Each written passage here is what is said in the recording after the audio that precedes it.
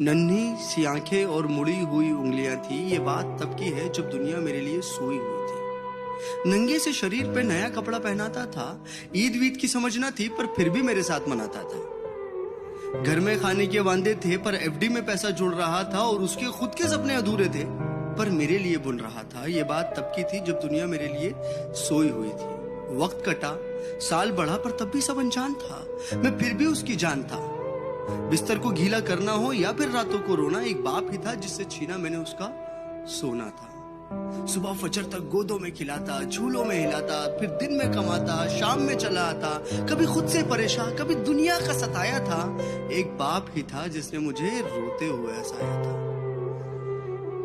अल्फाजों से तो गूंगा था मैं, पर वो मेरे इशारे समझ रहा था। मैं खुद इस बात से हैरान हूं आज कि कल वो मुझे किस तरह पढ़ रहा था। अब्बा तो छोड़ो यार, अभी आ भी निकला ना था पर वो मेरी हर फरमाइशों को पूरा कर रहा था और मैं भी उसके लाड प्यार में अब ढलने लगा था। घर से वो निकल ना जाए अब उसके कदमों पे नजरें रखने लगा था और मुद्दे तो हजार थे बाजार में उसके पास, पर कब ढल जाएगा सूरज उसको इसका इंतजार था। और मैं भी दरवाजे की चौखट को ताकता रहता था। जब होती थी दस्तक तो वॉकर से झांकता रहता था। देख के उसकी शक्ल में दूर से चिल्लाता था। जो भी इशारे मुझे आते थे उससे उसे अपने करीब बुलाता था। वो भी छोड़ छाड़ के सब कुछ मुझे सीने से लगाता था। कभी हवा में उछालता था, कभी करतब दिखाता था मेरी एक मुस्कान के लिए। कभी हाथी कभी घोड़ा बन जाता था और सो सकूं रात भर सुकून के साथ। इसीलिए पूरी रात एक करवट में गुजारता था। इसीलिए पूरी रात एक करवट में गुजारता था। पर वो बचपन शायद अब सो चुका था और मैं जवानी की दहलीज में कदम रखने लगा था। उसकी कुर्बानी को उसका फर्ज समझने लगा था। चाहे वो फिर खुद बिना पंखे के सोना हो या मुझे हवा में सुलाना, या फिर ईद का वो खुद पुराना कपड़ा पहनना हो और मुझे नया पहनाना, या तपते हुए बुखार में वो ठंडे माथे पे रखी हुई पट्टियां हो या मेरी हर जिद के आगे झुक जाना। वो बचपन था, वो गुजर गया, वो रिश्ता था, वो सिकुड़ गया और मैं उस कुर्बानी के बोझ को उठा नहीं पाया। इसीलिए वो शहर में कहीं दूर छोड़ आया। नया शहर था, नए शहर की हवा मुझ पे चढ़ने लगी थी। अपने बाप की हर नसीहत मुझे एक बचपना लगने लगी थी। काम जो मिल गया था, पैसा जो आने लगा था, क्या जरूरत है बाप को, ये सोच मुझ में पलने लगी थी। और उधर मेरा बाप बेचैन था मेरी याद में कि कुछ रोज तो घर आजा बेटा, बस यही था उसकी फरियाद में। और मैं उससे हिसाब लेने लगा था जो दुनिया का कर्जदार बन चुका था। क्या जरूरत है तुम्हें अब्बू इतने पैसे की, अब ये सवाल करने लगा था। अब घड़ी का कांटा फिर पलट चुका था। कल तक मैं किसी का बेटा था, आज किसी का बाप बन चुका था और हसरतों का स्वेटर मैं भी बुनने लगा था।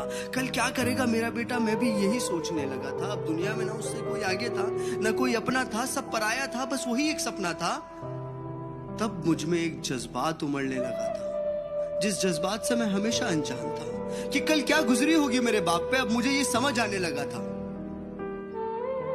बेलोस मोहब्बत की मूरत होता है बाप।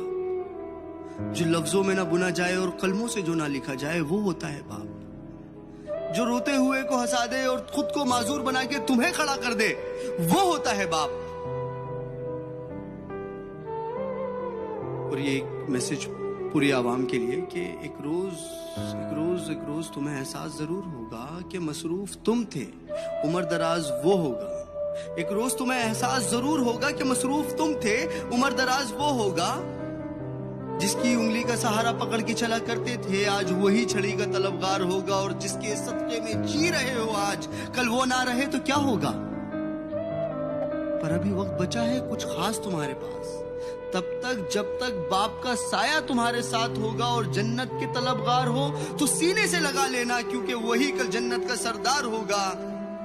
सब गिले शिकवे मिटा के चिपक जाना उसको, क्योंकि आज तो बाप है पर वो कल तुम्हारे साथ ना होगा, कल तुम्हारे साथ ना होगा।